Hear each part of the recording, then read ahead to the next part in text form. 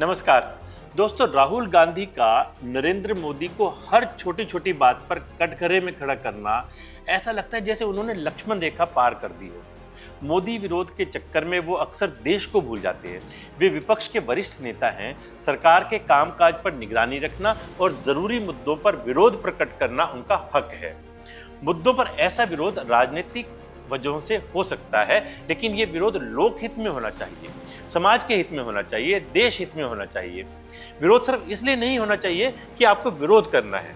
ये विरोध सकारात्मक आलोचना की तरह होना चाहिए। विरोध विचारधारा से होना चाहिए, व्यक्ति से नहीं। विरोध पॉलिटिकल होना चाहिए, पर्सनल नहीं। लेकिन राहुल गांधी का ट्रैक रिकॉर्ड देखें तो उनका ज्यादातर विरोध राजनीतिक ही है, लेकिन विरोध के पीछे की असली वजह पर्सनल लगती है। डोनाल्ड ट्रंप ने कहा कि भारत और रूस दोनों डेड इकोनॉमी है।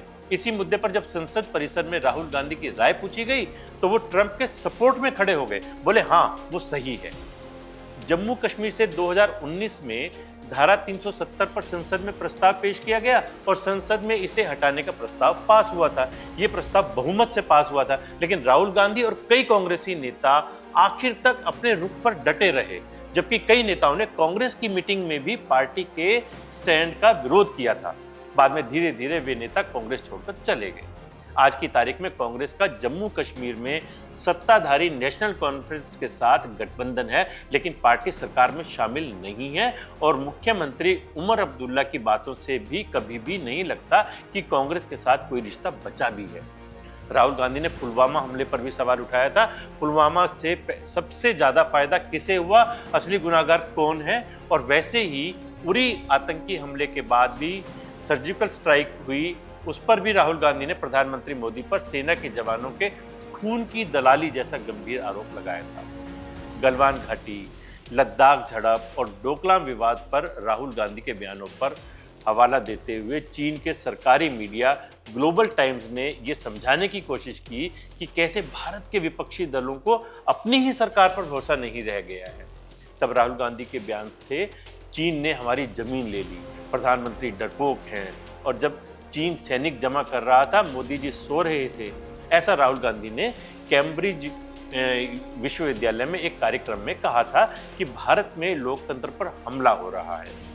देश में हो रहे आम चुनाव के दौरान संविधान बदल देने और आरक्षण खत्म कर देने जैसी बात होती है, लेकिन विदेशी जमीन पर ऐसे बयान देश के खिलाफ जाते हैं। पेगासस से निगरानी और विपक्ष को चुप कराया जा रहा है, ऐसे आरोपों का बिल्कुल उल्टा असर हुआ और New York times, BBC, the economist जैसे मीडिया संस्थान अपने एडिटोरियल के जरिए ये समझाने की कोशिश करते हैं कि भारत आंशिक रूप से स्वतंत्र है या तानाशाही का शिकार हो रहा है।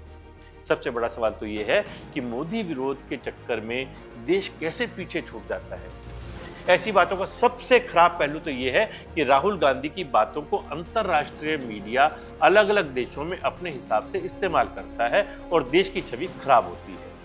ऐसे में राहुल गांधी को ये विचार करने की आवश्यकता है कि वो अपनी राजनीति के चक्कर में देश की छवि क्यों खराब कर रहे हैं। यदि हम राष्ट्र को सर्वोपरि मानते हैं, नेशन फर्स्ट मानते हैं, तो इन विवादास्पद बयानों से उन्हें बचना चाहिए।